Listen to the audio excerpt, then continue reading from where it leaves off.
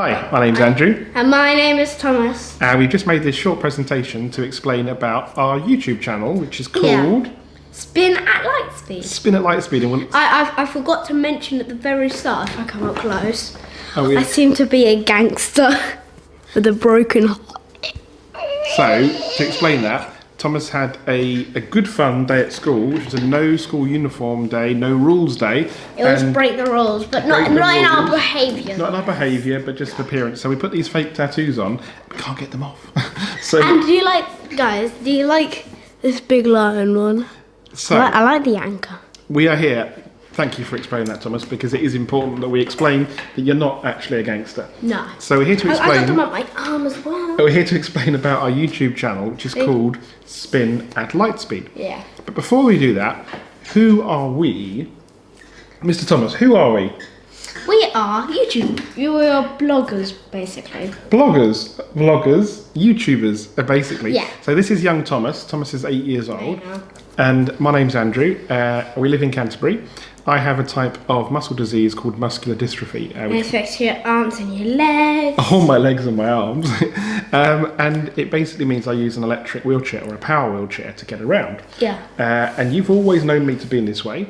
So I started using a power wheelchair way before you were born. Pardon. We're also, in secret, we're both actually toads. Yes. So we started a toad club during lockdown. And we got a toad corner. Toad corner, we sit in the garden. And afterwards we're going to go on Amazon and get some toad ornaments for the toad corner. Anyway. So why YouTube? Well, ever since I can remember, you liked watching YouTube. Yeah, a lot of kids like, do. You know, we try to regulate tablet time and screen time, but you do get a chance to go on a tablet, and YouTube's very intuitive. It learns what you like.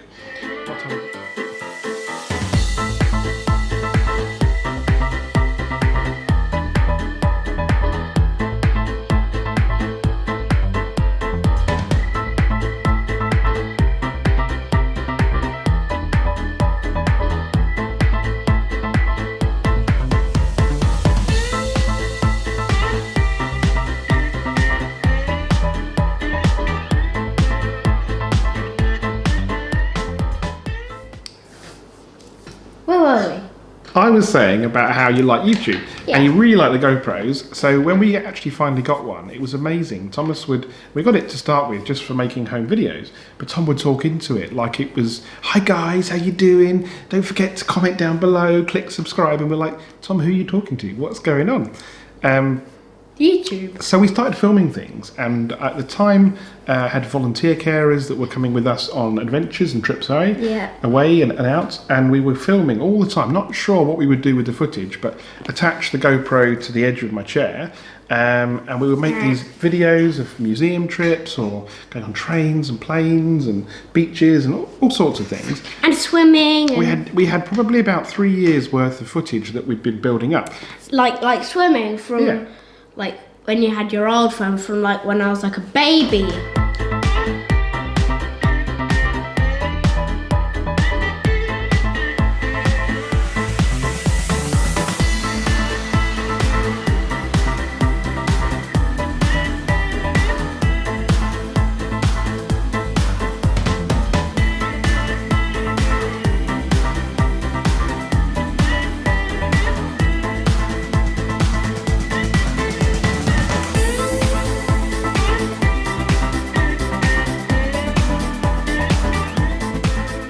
So, during the lockdown period, we then started to edit the videos with a view to starting a channel.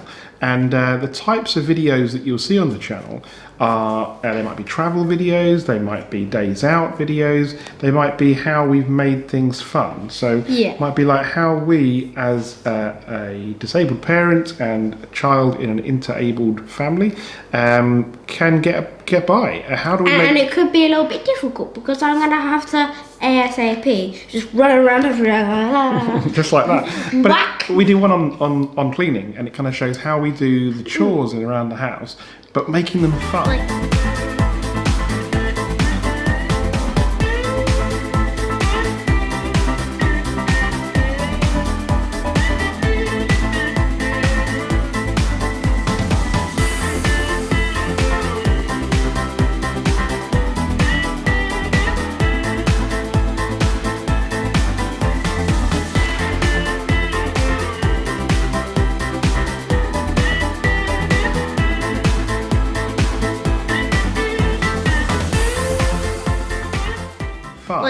just for example, putting my step away. Off he's gone. He's gone to tidy up his step.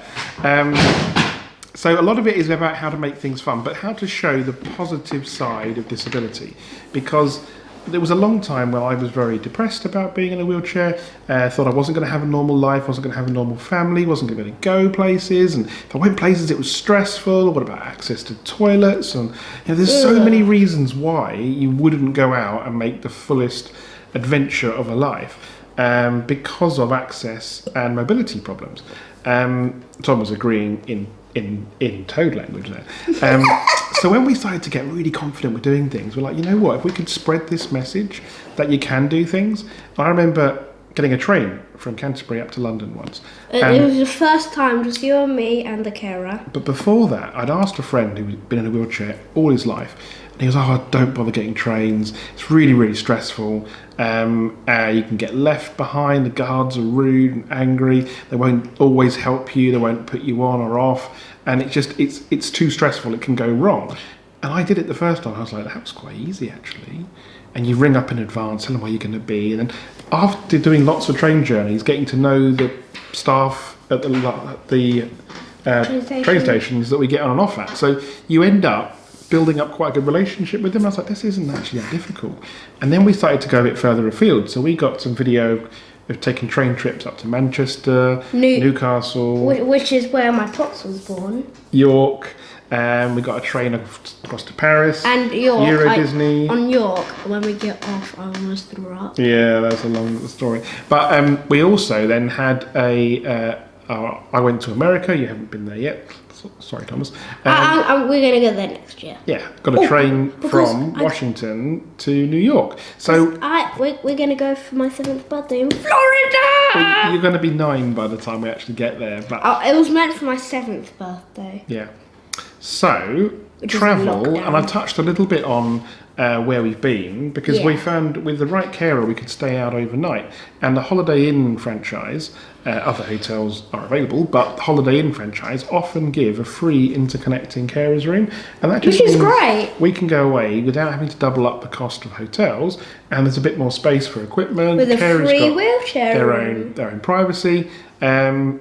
Yeah, Tom doesn't like the fact that it's the carers room that's free, so he likes to think that you pay for the carers room and you get the wheelchair room free.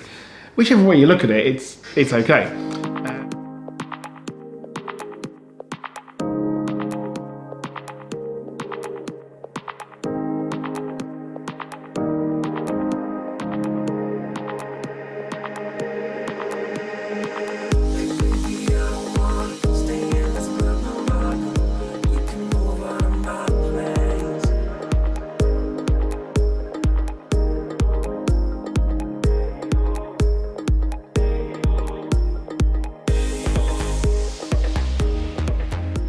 Basically, the message that we want to get across with this is that we still got 1, 2, 3. You can go 5 messages. With the right information, you can go and do things. We're building up the confidence to go on the underground, and then started to get really confident with that. And then it was like, what about buses, London buses? What about taxis? And so we got videos that kind of show the do's and don'ts. The kind of, sometimes you can read about how accessible a venue is, but until you actually see somebody going somewhere, and it might be a museum or it might be a day out or a castle or something like that, you actually see.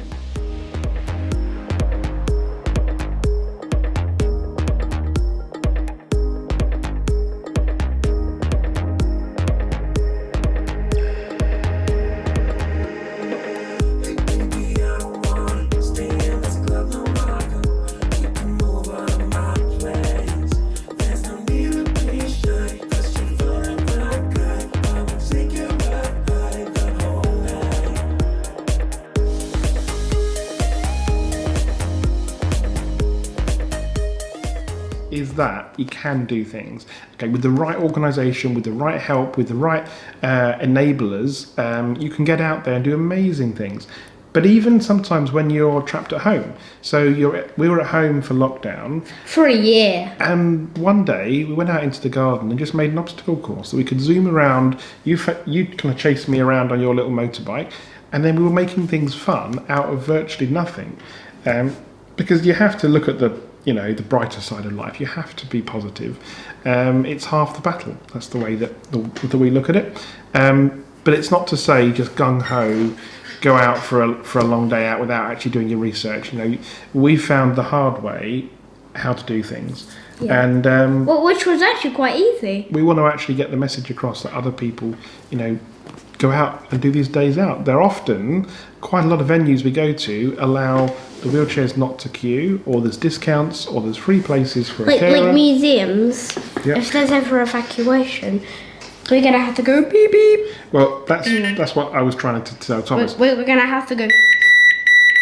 Excuse me. So the reason why often you don't have to queue, and I got this told to me by a security guard once, and he said it's not because we're being nice to you. It's just the fact that we don't want, if we had to evacuate the queue and you're in the middle of it in a wheelchair, people are going to fall over you. But the good news is for us, remember that we don't have to queue. Remember that guy? Well, we were trying to rush for a train, and we went over someone's foot. Yeah. There was swearing. Whoops. So what's next? Right. So now finally we're going to talk about Spin at Lightspeed. Why is it called Spin at Lightspeed? Because we spent absolutely ages trying to find a name for the channel. Like the Andrew and Thomas vlog or something. But Spin, now for some reason when we started filming the intros, it's something we would normally do if we're just messing around. And then at the end of the video we go. Tom would jump onto my chair, and we're going to cut to a thing of this. So Tom would hop onto my chair, and this chair I've got, this is a newer version of the all-terrain wheelchair I've got. It's really fast at spinning. It's got great torque. The magic mobility chair. Yeah. So you hop on my lap, and we would just spin around. So and then we go. Way! So spinning was some kind of theme for our title. Now AT stands for Andrew and Thomas. And Lightspeed, well, I'm always a bit of a Star Wars fan, but also... And me. Also, what spins at Lightspeed, Tom? A black hole and a wormhole. So this is a little bit deep, right? But a black hole spins at Lightspeed. And sometimes when you have a disability, it kind of feels like everything's against you. Everything's sucking you into this horrible black hole of despair. And everything you're doing, you're working really hard, your feet, you're really kind of trying to be positive and keep going just to keep out of this black hole. So it's a bit of a deep meaning, spinning at Lightspeed. Just like a wormhole. Or like a wormhole or a black hole. So wormhole goes. Now the channel's out there, we need to grow and spread it. And ideally, when we get to 1,000 subscribers, apparently YouTube will then elevate the channel even further. At the moment, we've got 270 odd subscribers. So if you like what you hear, please spread the word. 276. Yes, 200, we've got a long way to go. So if you do like the concept, you like the idea, please click like, subscribe. Notification bell. We'd love to hear from you if you've got any ideas or feedback. So thank you very much for listening, and hopefully you enjoy the channel, and we look forward to you seeing a lot more of us. See you later. Cheers.